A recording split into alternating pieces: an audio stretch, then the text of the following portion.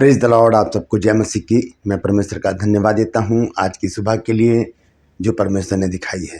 एक और दिन परमेश्वर ने हमारे जीवन में जोड़ा। हम परमेश्वर को कोटि कोटि धन्यवाद दें। एक नए संदेश के साथ मैं आपके सम्मुख उपस्थित हूँ। मैं आपका दोस्त पास्टर राज मसीह अपने चैनल पर आपका स्वागत करता हूँ। Praise the Lord.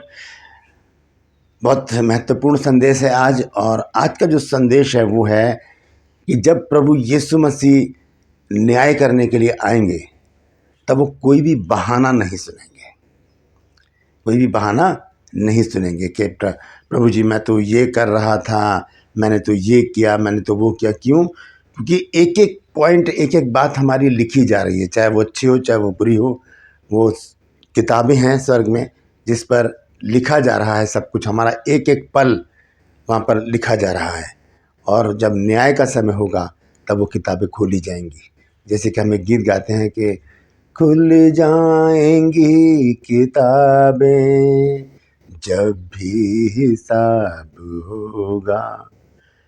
इंसाफ का तराजू यीशु के हाथ होगा, तो किताबें खोली जाएंगी और हमारे एक एक पल का हिसाब लिया जाएगा।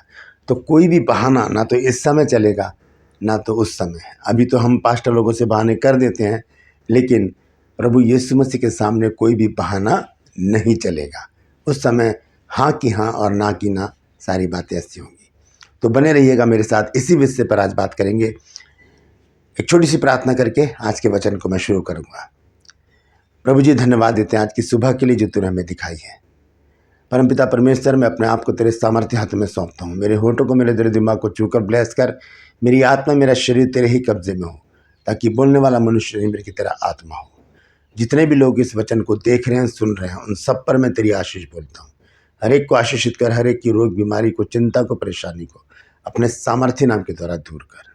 यीशु के नाम से मांगते हैं, आमीन। Praise the Lord. तो आइए आज के वचन में हम चलेंगे और ध्यान से सुनिएगा कि कोई भी बहाना प्रभु यीशु मसीह नहीं सुनेंगे न्याय के समय।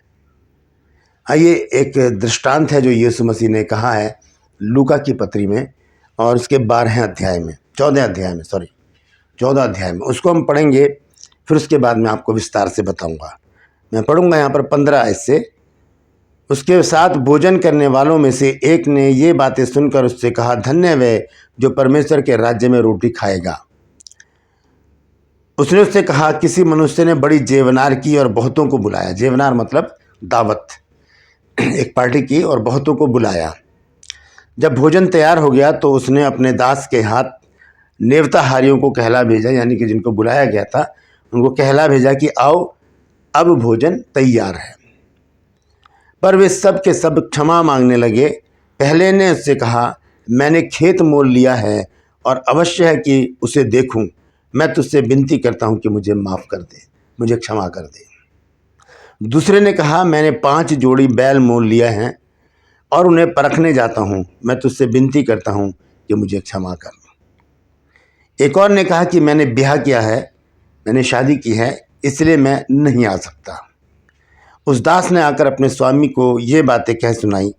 तब घर के स्वामी ने क्रोध में आकर अपने दास से कहा, नगर के बाजारों और गलियों में तुरंत जाकर कंगालों, टूंडों, लंगड़ों और अंधों को यहाँ ले आओ।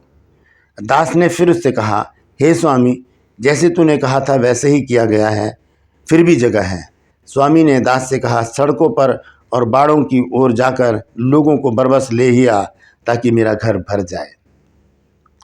क्योंकि मैं तुमसे कहता हूं कि उन नेवते हुओं में से कोई मेरी जेवनार को ना चखेगा।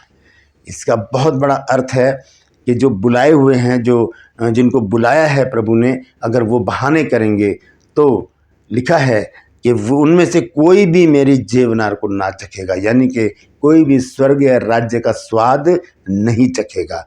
अगर हम परमेश्वर के स्वर्गीय राज्य का स्वाद चखना चाहते हैं तो हमें इन बहानों को छोड़ना पड़ेगा कि मैं बीमार हो गया था, मैं कहीं चला गया था, मैं कहीं बिजी था। ये बहाने नहीं चलेंगे। जो समय परमेश्वर का है वो समय हमको परमेश्वर को देना पड़ेगा। एक बार एक चर्च में एक फैमिली संडे को चर्च नहीं गई। दूसरे संडे को जब वो चर्च में गए तो पास्टर जी ने पूछा कि आप लोग पिछले हफ्ते क्यों नहीं आए थे। तो कहेंगे शैतान ने बारिश कर दी, शैतान ने बारिश कर दी, हमें रोक दिया। तो पास्टर जी पहले मुस्कुराए, फिर थोड़ा सा अंदर से क्रोधित होकर बोले कि आपको किसने कहा कि बारिश शैतान करता है? बारिश तो परमेश्वर के हाथ में है, और परमेश्वर यही तो देखना चाहता है, चाहे आंधी हो, बारिश हो, तूफान हो, गर्मी हो, सर्दी हो, जाड़ा हो, कैसा भी मौसम हो, हम परमेश्वर को के प्रति वफादार रहें। जो समय परमेश्वर के लिए हमने नियुक्त किया, उस पर हम परमेश्वर के पास आए। उनके पास कोई जवाब नहीं था। फिर पास्टर जी ने कहा, मान लीजिए बहुत ज़बरदस्त बारिश हो रही है और कोई आपके घर से 1 किलोमीटर दूर आपके लिए 50,000 रुपये लेकर खड़ा है और आपको कह रहा है कि जल्दी से आकर ले जाओ, मुझे फ़्लाइट पकड़नी है, और घुटने तक पानी भरा हुआ है सारे में, और बारिश बहुत ज़बरदस्त हो रही है, तो आप क्या करोगे? क्या आप लेने नहीं जाओगे? तो ऐसा क्यों? ये ऐसे बहाने क्यों? चाहे बारिश हो, तूफान हो, आंधी हो, कैसी भी सर्दी पड़ रही हो, कैसी भीषण गर्मी हो, हम अपने कामों के लिए बिल्कुल तैयार रहते हैं, लेकिन परमेश्वर के प्रति हम बिल्कुल ही आलसी हो जाते हैं और बहाने बनाने लगते हैं। परमेश्वर ऐसे बहाने नहीं सुनेगा। न्याय के समय वो हमें इन सारे बहानों को याद दिला देगा और स्पष्ट रूप से हमें दिखाएगा कि कौन सी तारीख को, कौन से समय पर हम कहाँ थे। सारी बातें लिखी जा रही हैं, अच्छी बात हो चाहे बुरी बात हो। हम देखते हैं मलाकी की पुस्तक, उसका 3 अध्याय और उसके 16 पद को मैं पढ़ूंगा। वहाँ पर क्या लिखा है? यहाँ लिखा है, तब यहोवा का भय मानने वालों ने आपस में बातें की और यहोवा ध्यान धरकर उनकी सुनता था, और जो यहोवा का भय मानते और उसके नाम का सम्मान करते थे, उनके स्मरण के निमित्त उसके सामने एक पुस्तक लिखी जाती थी। यानी कि पुस्तक है, उसमें लिखा जा रहा है सब कुछ। यहाँ पर ये तो अच्छी बातें कर रहे हैं लोग, भय मानने वाले लोग आपस में बातें कर रहे हैं, तो वो बातें भी लिख ली गई हैं। अच्छी बात हो, बुरी बात हो, वो सारी बातें लिख ली जाएंगी। हम देखते हैं लूका की पत्री में जो हमने देखे 3 लोग जो बहाने कर रहे हैं, उनके बहाने देखिए क्या हैं। लूका 14 अध्याय 18 से लिखा है, पर वे सब के सब क्षमा मांगने लगे। पहले ने कहा, मैंने खेत मोल लिया है और अवश्य है कि उसे देखूं, मैं तुझसे विनती करता हूं कि मुझे क्षमा कर। अब यहाँ पर खेत की बात है, ये तो ज़रूरी नहीं कि हमारे पास खेत है, बहुतों के पास खेत नहीं है आज। तो होता क्या है कि हमने कोई ज़मीन खरीदी है या हमने कोई मकान खरीदा है, तो हम संडे को या मीटिंग के समय, ऐसा समय हम चुनते हैं जब हम फ्री होते हैं, और उसी समय हमारी मीटिंग भी होती है, हमारा चर्च भी जाना होता है। हम चर्च को प्रायोरिटी ना देकर, परमेश्वर को प्रायोरिटी ना देकर, हम उस काम को प्रायोरिटी देते हैं और वहाँ पर हम चले जाते हैं अपने मकान को देखने, देखभाल करने। यहाँ पर वो व्यक्ति कह रहा है कि मैंने खेत मोल लिया है, मुझे माफ़ कर दें। ये बहाना है। दूसरी बात, दूसरे ने कहा, मैंने 5 जोड़ी बैल मोल लिए हैं, इसलिए मैं नहीं आ सकता, मैं उन्हें परखने जाता हूँ। अब बैल तो हमारे पास भी नहीं है, लेकिन हम गाड़ियाँ तो खरीदते हैं, हमारे पास गाड़ी होती है, कार, नई कार खरीदी है तो हमें मौका मिलता है कि संडे को हम टेस्ट ड्राइव पर जाएंगे, हम चेक करेंगे, हम क्योंकि रोड खाली होगा सुबह संडे को, बहुत कम लोग घर से बाहर निकलते हैं, तो हम अच्छी तरह से उसको चेक करेंगे कि हम कैसे चलाते हैं। परखना, गाड़ी को परखना, कैसे परखेंगे हम? तो वो भी उसी समय जब परमेश्वर से मिलने का समय होता है। Praise the Lord. ये बहाना परमेश्वर नहीं सुनेगा। और तीसरे व्यक्ति ने क्या कहा कि मैंने ब्याह किया है इसलिए मैं नहीं आता। ये तो बहुत ही बड़ा बहाना है, क्योंकि जब हम शादी करते हैं, जब हम ब्याह करते हैं, तो वो कौन करवाता है? सब परमेश्वर की ओर से होता है। गाड़ी हमें कौन देता है? परमेश्वर देता है। बैल हमें कौन देता है? परमेश्वर देता है। मकान हमें कौन देता है? परमेश्वर देता है। खेत हमें कौन देता है? परमेश्वर देता है। तो सब कुछ देने वाला जो हमें है, हम उसको छोड़कर हम दूसरे कामों में लग जाते हैं। हम बहुत बहाने बनाते हैं, बहुत बहाने बनाते हैं। जब पूछा जाता है कि आप मीटिंग में नहीं थे, आप चर्च में नहीं थे, आप क्यों नहीं आए, तब कहा जाता है कि मैं किसी काम में फंस गया था, मैं बिज़ी था, मुझे घर में कुछ काम था, मुझे राशन लेने जाना था, मुझे कूलर साफ़ करना था, मुझे बाइक को धोना था, मैंने कार को सर्विसिंग करवानी थी, मुझे ये करना था, वो करना। सारे बहाने। क्या वही समय हमें मिलता है जब परमेश्वर का समय हमारे पास होता है कि हम परमेश्वर से मुलाकात करें? परमेश्वर से मिलना हमारी सारी समस्याओं को दूर करने का कारण है। हम परमेश्वर से मिलने के समय पर अपना कोई भी काम ना रखें, उस जगह को काट दें जहाँ पर परमेश्वर से मिलने के समय में हमने लिख रखा है कि हमें आज ये काम करना है। क्यों? क्योंकि हम ऐसा करेंगे तो हमें पास्टर से झूठ बोलना पड़ेगा, वहाँ बहाने बनाने पड़ेंगे।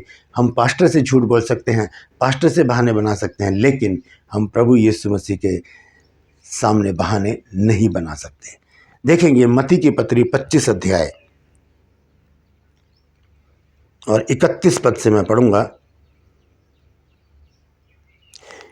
यहाँ लिखा है कि जब मनुष्य का पुत्र अपनी महिमा में आएगा और सब स्वर्गदूत उसके साथ आएंगे तो वह अपनी महिमा के सिंहासन पर विराजमान होगा और सब जातियां उसके सामने इकट्ठी की जाएंगी। जैसा चरवाहा भेड़ों को बकरियों से अलग कर देता है, वैसे ही वह उन्हें एक दूसरे से अलग करेगा और वह भेड़ों को अपनी दाहिनी ओर और बकरियों को अपनी बाईं ओर खड़ी करेगा। तब राजा अपनी दाहिनी ओर वालों से कहेगा, हे मेरे पिता के धन्य लोगों, आओ उस राज्य के अधिकारी हो जाओ जो जगत के आदि से तुम्हारे लिए तैयार किया गया है। कौन लोग? जो कोई बहाना नहीं बनाते, वो परमेश्वर को उसका समय देते हैं, परमेश्वर के पास समय से आते हैं, उससे बातचीत करते हैं, प्रार्थना करते हैं, आराधना करते हैं, वचन मनन करते हैं, संगति में बने रहते हैं। उनसे प्रभु क्या कहता है कि हे मेरे पिता के धन्य लोगों, आओ उस राज्य के अधिकारी हो जाओ जो जगत के आदि से तुम्हारे लिए तैयार किया गया। लेकिन जो बहाने बनाते हैं उनके लिए क्या लिखा है, हम देखेंगे 41 पद में। तब वह बाईं ओर वालों से कहेगा, हे श्रापित लोगों, मेरे सामने से उस अनंत आग में चले जाओ जो शैतान और उसके दूतों के लिए तैयार की गई है। ये जो आग है, ये 41 पद में जैसे लिखा है, तब वह बाईं ओर वालों से कहेगा, हे श्रापित लोगों, मेरे सामने से उस अनंत आग में चले जाओ जो शैतान और उसके दूतों के लिए तैयार है। शैतान और उसके दूतों के लिए है सिर्फ वो आग, लेकिन हम बहाने करके, झूठ बोलकर और गलत काम करके, परमेश्वर की आज्ञा का उल्लंघन करके हम उसमें जाने के लिए तैयार हो जाते हैं।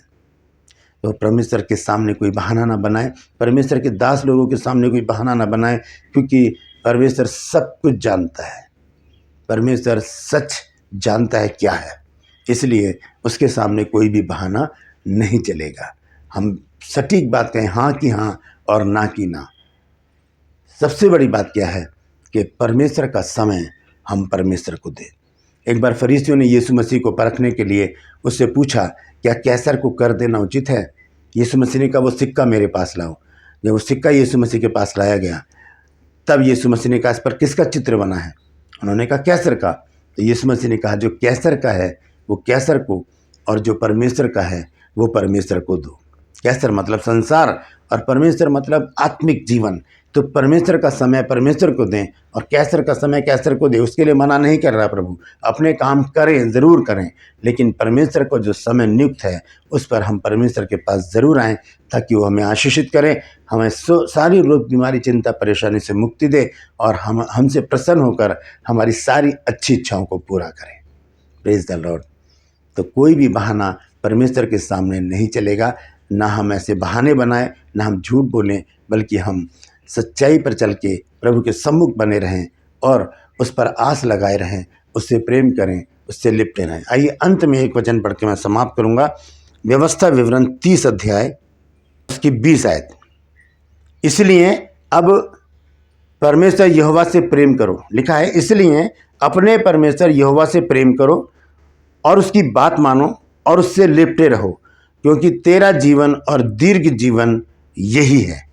ऐसा करने से जिस देश को यहोवा ने इब्राहिम, इसाक और याकूब तेरे पूर्वजों को देने की शपथ खाई थी, उस देश में तू बसा रहेगा। यह है सच्चाई का वचन। हमें करना क्या है? हमें परमेश्वर से प्रेम करना है, उसकी बात माननी है और उससे लिपटे रहना है। यही हमारा जीवन है। Praise the Lord. जीवनार तैयार हो चुकी है। यीशु मसीह का शुभागमन बहुत निकट है। जब वो आएगा तो क्या हम बहाने बनाएं? नहीं, हम दौड़कर यीशु मसीह के पास आएं, घुटने के बल बैठकर कहें, प्रभु तेरा धन्यवाद कि तूने मुझे जीवन दिया। Praise the Lord. परमेश्वर इन वचनों के द्वारा हम सबको आशीष दे।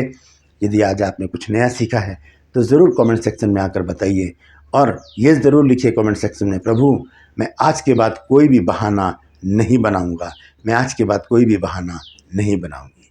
Praise the Lord. परमेश्वर आप सबको आशीष दे। मैं आपसे गुजारिश करता हूं कि यदि अभी तक आपने मेरे इस चैनल को सब्सक्राइब नहीं किया है तो अभी सब्सक्राइब कर लीजिए, बेल आइकन को दबाइए ताकि नोटिफिकेशन आपके पास पहुंचे और नया वीडियो बिना व्यवधान के आपके पास पहुंच जाए। मेरी वीडियोस को लाइक कीजिए, शेयर कीजिए और कमेंट सेक्शन में आकर मुझसे ज़रूर बातचीत कीजिए। मेरा एक और चैनल है जिसका नाम है जीसस माय लाइफ, उसे भी सब्सक्राइब कीजिए। डिस्क्रिप्शन में उसका लिंक है, उसे क्लिक कीजिए और उस पर मेरे सब्सक्राइबर बन जाइए। परमेश्वर आप सबको आशीष दे। आज के लिए बस इतना ही। फिर मिलूंगा एक नए संदेश के साथ, एक नए वीडियो को लेकर। तब तक के लिए मुझे आज्ञा दीजिए, लेकिन अपना ख्याल रखिए। Praise the Lord.